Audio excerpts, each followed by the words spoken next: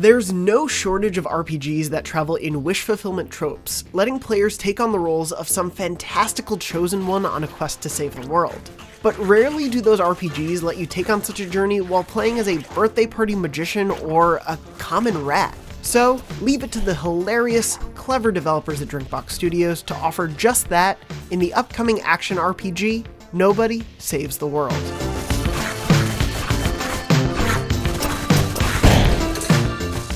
Let's start off with the basics. You play as Nobody, a Greendale human being-like figure who sets out on a journey to, well, save the world. Using the wand of Randy the Rad, Nobody has the ability to transform into a host of different and at times amusingly specific character classes or forms, which are progressively unlocked throughout the journey.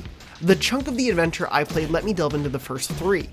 A ferocious little rat with a dark bite, a more typical archer who's better for ranged attacks but a bit squishier in a close quarters fight, and a magician more suited to Las Vegas or a birthday party, with attacks that incorporate a deck of cards and summonable rabbits. As you explore Nobody's overworld and procedurally generated dungeons in a style reminiscent of the original Legend of Zelda, progression doesn't stem from experience gained beating the bizarre assortment of baddies you'll encounter.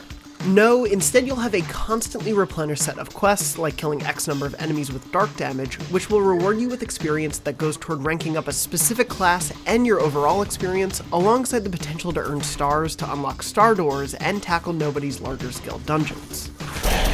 I genuinely enjoyed the different flavors each class brought to combat.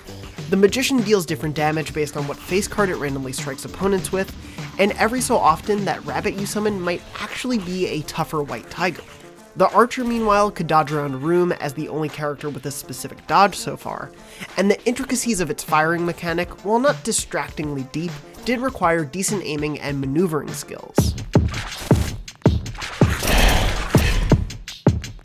Regardless of which class you're playing as though, Nobody Saves the World's charming world is brimming with the personality and quirks I'd expect from a Drinkbox game. My first two dungeon choices were between a downed UFO and a massive eldritch gourd. Those dungeons are procedurally generated, meaning traps and enemy layouts will spawn differently each time, and you're likely to see many of those combinations due to Nobody's interesting checkpoint system. There's only one checkpoint in each dungeon, and it's right before the boss. That of course makes sense to avoid punishing players for dying at a boss fight, but it does mean being really careful and considerate about your dungeon crawling up to that point. I didn't find the opening dungeon I played, the Eldritch Gourd, nor the first legendary dungeon to be overly difficult, so it's not a huge concern for replayability just yet, but I'm curious to see how the difficulty curve balances throughout the full experience. But exploring those dungeons and taking on their larger boss battles is certainly a joy, at least so far, given Drinkbox's penchant for a combination of bright, colorful worlds and peculiar details. If being on the inside of a rotting gourd while googly-eyed skulls and three-eyed cat magicians attack from all sides is the first dungeon Nobody has to offer, I can't wait to see where the rest of this adventure goes.